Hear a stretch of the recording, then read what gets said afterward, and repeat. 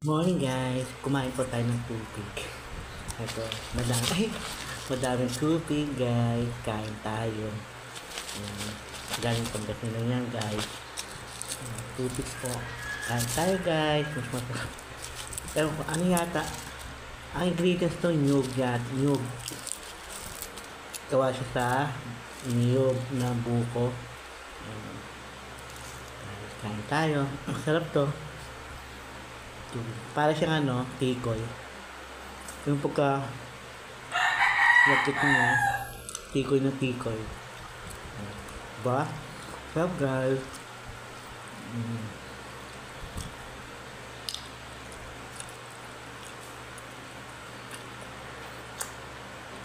Sarap.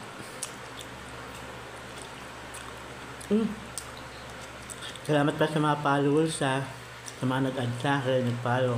Hindi pa ako nag-follow ba kasi nakalimit.